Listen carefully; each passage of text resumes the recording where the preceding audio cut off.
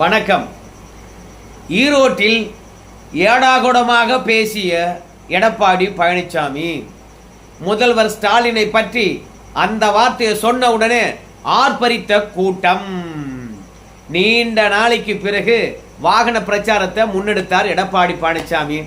ஆனால் எடப்பாடி பழனிசாமி இப்படி பேசுவார்னு நான் நினைக்கல. ஏன் முதல்வர் ஸ்டாலின் அவர்களே நினைச்சிருக்க மாட்டாருன்னு தான் நினைக்கிறேன். ஆதி அந்தமெல்லாம் நோண்டி எடுத்து வெளியே போட்டுட்டாரு. எதுக்காக எடப்பாடி பழனிசாமி இப்படி இறங்கினாருன்னு தெரியல. ஒரு பக்கம் நயனார் நாகேந்திரன் அவர்கள் திரிஷா பத்தி பேசிட்டாங்க அப்படின்னு சொல்லிட்டு விமர்சனங்கள் எங்க பார்த்தாலும் எதிர்ப்பலைகள் என்று போர் குரல்கள் எழும்புகிறது. இதற்கிடையில முதலமைச்சர் பதவியில் இருக்கிறவர் தொடர்பாக இப்படி ஒரு கருத்தை தெரிவிக்கலாமா அப்படின்னு நமக்கு தெரியல. இப்படி எல்லாம் பேசுறாரு. ஒருவேளை எடப்பாடி பழனிசாமி கிட்ட ஆதாரம் இருக்கா என்ன தெரியல. ஆனாலும் முதல்வர் பற்றி இதுவரைக்கும் யாரும் பேசாத அளவுக்கு முக்கிய தலைவர் இப்படி பேசியிருப்பது அரசியல் களத்துல ஒரு பரபரப்பை ஏற்படுத்தி இருக்கிறது.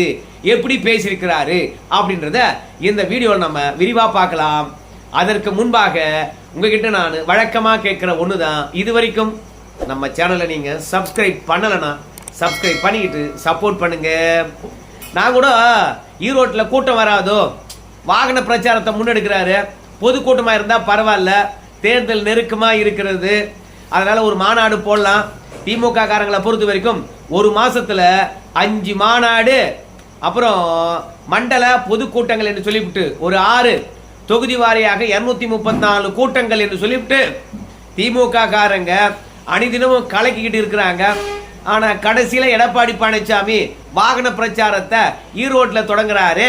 எடுபடுமா, கூட்டம் வருமா அப்படின்னு நினைச்சேன். ஆனா கூட்டத்துக்கு எந்த விதமான குறைச்சலும் இல்லை, நல்லாவே கூட்டம் வந்தது. ஆனா ஏற்கனவே தமிழகத்தை மீட்போம் அப்படின்னு நம்ம எடப்பாடி பழனிசாமி பயணம் போனார் தெரியுமா. அன்னைக்கு இருந்த கூட்டம் ஈரோட்டில் இல்லை, கொஞ்சம் கூட்டம் குறைவாக தான் இருந்தது.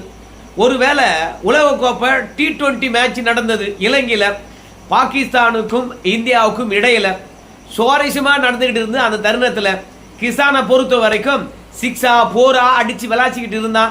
ஸோ அதனால உலகக்கோப்பை கிரிக்கெட் பார்க்கறதுக்காக இளைஞர்கள்லாம் நின்றுட்டாங்களோ அப்படின்னு ஒரு எண்ணம். வயதானவர்களை பொறுத்த வரைக்கும் மகா சிவராத்திரி, எந்த சிவராத்திரிக்கெல்லாம் கோயிலுக்கு போகணுமோ இல்லையோ, ஆனால் மகா சிவராத்திரிக்கு எல்லாரும் கண்டிப்பாக கோயிலுக்கு போயிருப்பாங்க. அதுவும் ஈரோடு மக்களை பொறுத்த வரைக்கும் பெரியார் பிறந்த மண்ணா இருந்தாலும் அங்கதான் ஆன்மீகமானது தழை தோங்குறது. அதனால கோயிலுக்கு போயிருப்பாங்க, எடப்பாடி பார்க்கறதுக்கு வந்திருப்பாங்களா அப்படின்னு நினைச்சேன். பரவாயில்ல, கூட்டத்தில் எந்தவித குறைச்சலும் இல்லை. ஆனா கூட்டம் குறைவில்லை என்றாலும் கூட நம்ம எடப்பாடி பேச யாருக்கு தெரியுமா, அதுல எந்த விதத்திலும் காரமும் குறையல, ரொம்ப சூடாதான் பேசினாரு. அப்படி என்ன பேசிட்டாருன்னு கேக்குறீங்களா? முதல் முறையாக இந்த மாதிரி வார்த்தையை நீங்க கேட்டிருக்க மாட்டீங்க, கேட்டு வாங்கல. இன்றைக்கு திரு ஸ்டாலின் அவர்களே, உங்களுடைய இளமை காலத்தில் அவருக்கு தமிழகத்தில் என்ன பெயர் இருந்தது நாடு அறியும். நான் விவரிக்க வேண்டிய அவசியம் இல்லை.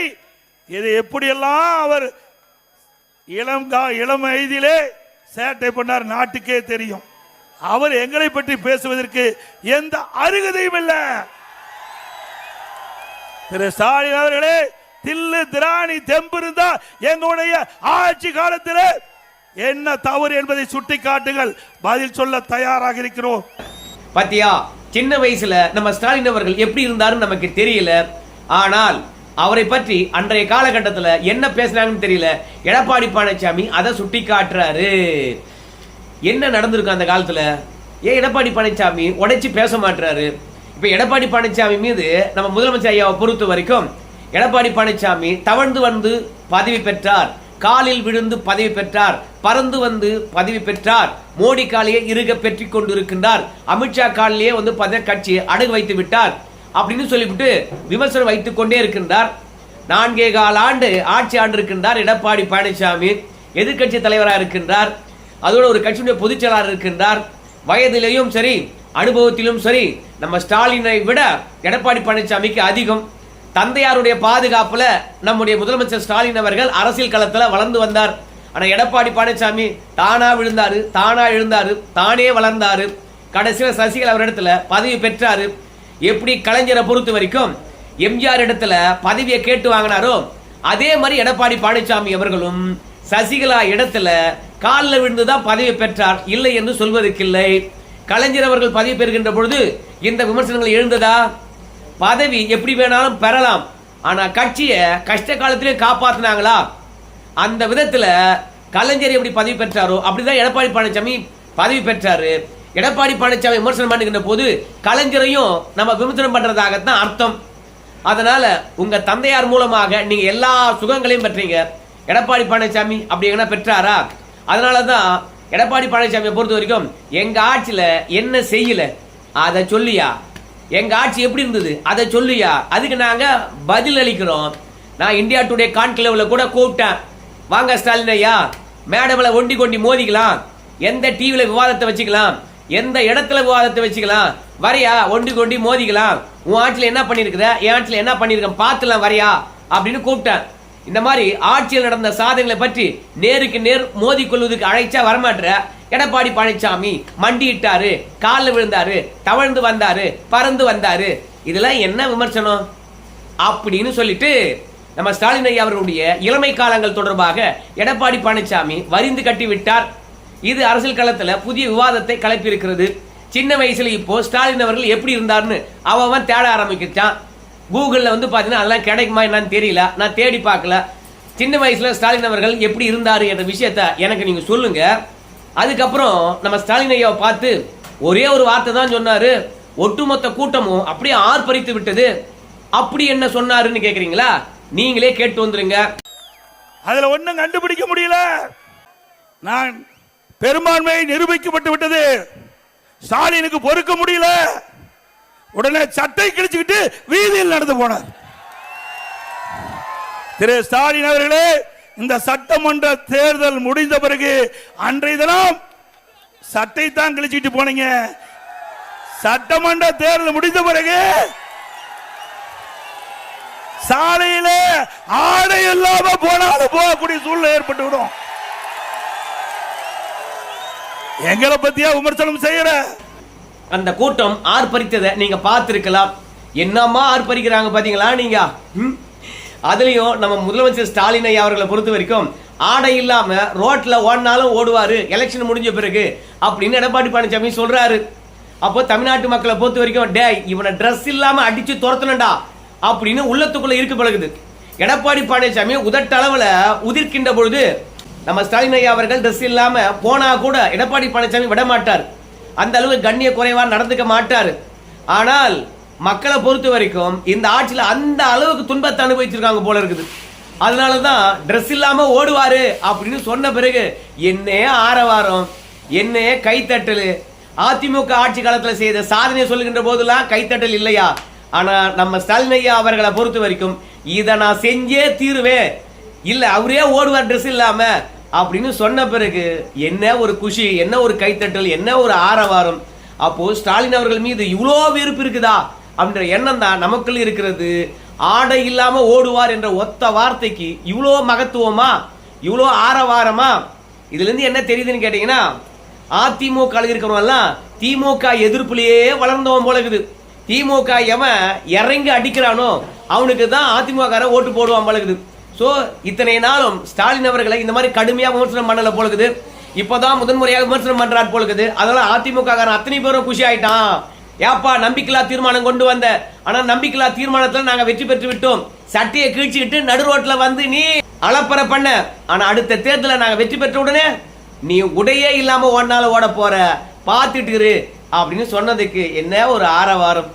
அதோடு இல்லாம கடன் இந்த ஆட்சியில் அதிகரித்து போச்சு, பெண்களுக்கு பாதுகாப்பு இல்லாம போச்சு, அனுதினமும் கொள்ளைகள் நடந்துட்டு இருக்குது, விவசாயிகளுக்கு சரியா மின்சாரம் கொடுக்கப்படவில்லை, அதோடு போச்சுன்னா வேலை வாய்ப்பு சுத்தமா காலி, அதே மாதிரி கிட்னி திருட்டு, அப்புறம் போதைப் பொருள் விற்பனை, மணல் கொள்ளை, எம்ஆர் விஜயபாஸ்கர் களத்தில் இறங்கி பிடிச்சது எல்லாவற்றையும் பட்டியலிட்டாரு. திமுக ஆட்சியில கொஞ்சமாகவா அராஜகம் நடக்குது, அதை நம்ம எழுத்தாலையும் வார்த்தையால படிச்சிட முடியுமா?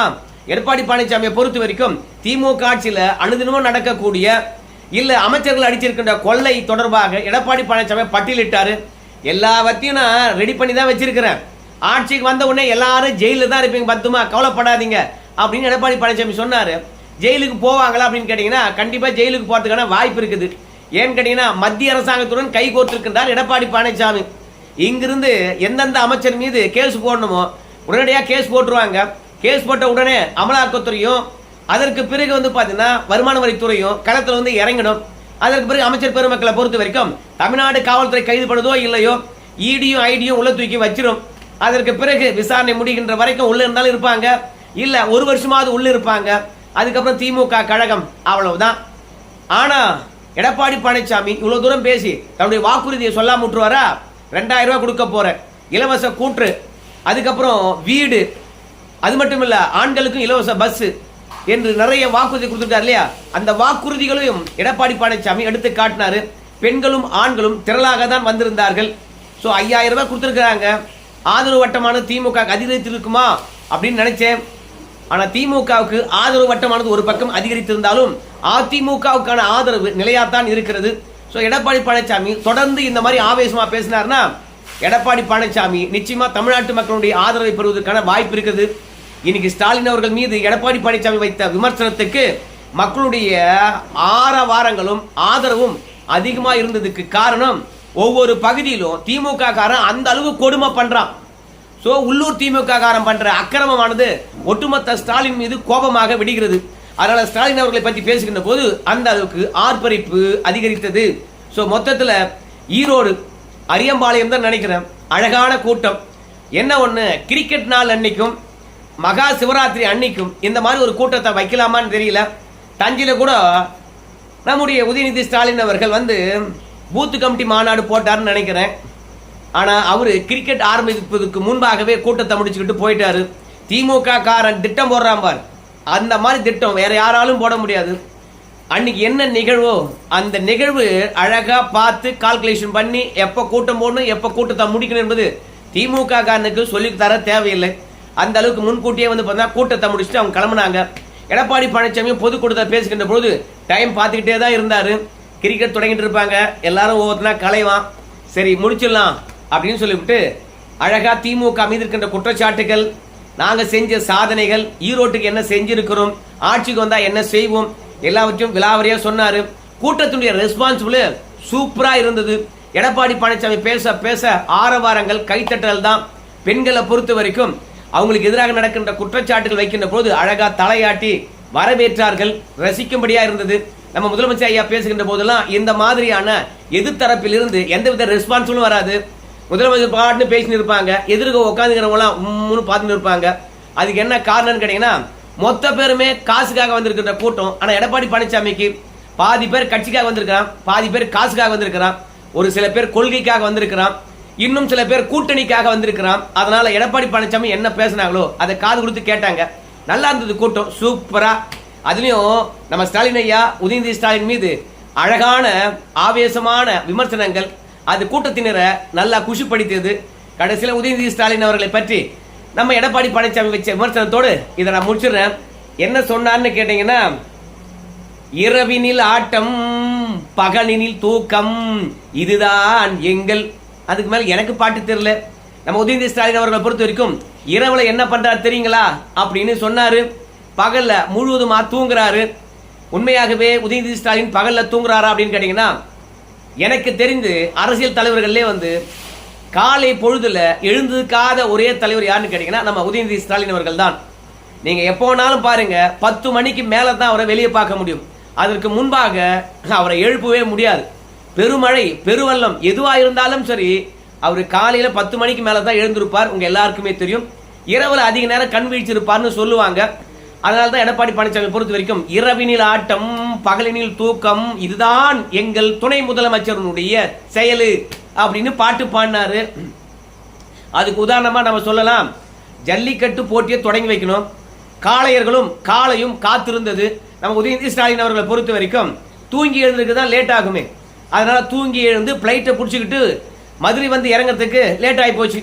மாடுபிடி வீரர்களும் மாடு காத்திருந்து காலங்கள் போனதுதான் மிச்சம். நம்ம துணை முதலமைச்சரை பொறுத்த வரைக்கும் இரவுல கண் விழிக்கிறாரோ இல்லையோ காலையில லேட்டா தான் எழுந்திருப்பாரு. அது எல்லாருக்கும் தெரிஞ்ச விஷயம் தான். அதையும் விமர்சனங்களாக வைத்தார். சோ ஒட்டுமொத்தமாக திமுக ஆட்சியினுடைய அவலங்கள், அது மட்டும் இல்லாமல் துணை முதலமைச்சருடைய தனிப்பட்ட வாழ்க்கைகள் எல்லாவற்றிலும் பொதுத்தளத்துக்கு கொண்டு வந்தாரு. இனிமே தான் என்னுடைய அதிரடி ஆட்டத்தை பார்க்க போறீங்க. என்ன சீனிங்க இல்லையா, ஒரு கட்சி ஒரு ஆட்சி எப்படி நடந்தது என்பதை பற்றி விமர்சனம் பண்ணலாம். என்னை பற்றியே எப்போது விமர்சனம் பண்ணிட்டு இருக்கீங்க? நான் ஒரு விவசாயி, பெரிய பணக்காரனா, கோட்டீஸ்வரனா, நான் வளர்ந்து வந்த விதம் எவ்வளவு, என்னுடைய பின்புலம் என்ன அப்படி நான் கெட்டு போய் கிடக்குது. பதவி பெற்றதுக்காக என்ன பல பேர் முன்பாக அசிங்கப்படுத்திக்கிட்டே இருப்பேன். நான் மட்டும் உன்னை வச்சு செய்யாம அமைதியாக வேடிக்கை பார்க்கணுமா அப்படின்னு நினைச்சாரு தெரியல. பயங்கரமா வச்சு செஞ்சுட்டாரு நேற்றைய கூட்டத்தில். சரி, பார்க்கலாம் இதற்கு ஸ்டாலின் ஐயா மற்றும் உதயநிதி ஸ்டாலின் அவர்கள் என்ன எதிர்வினையாற்ற போறாங்க. அதை நாம நாளைக்கு பார்ப்போம். நாளைக்கு நம்ம அதை விரிவாக பேசலாம். நன்றி நண்பர்களே.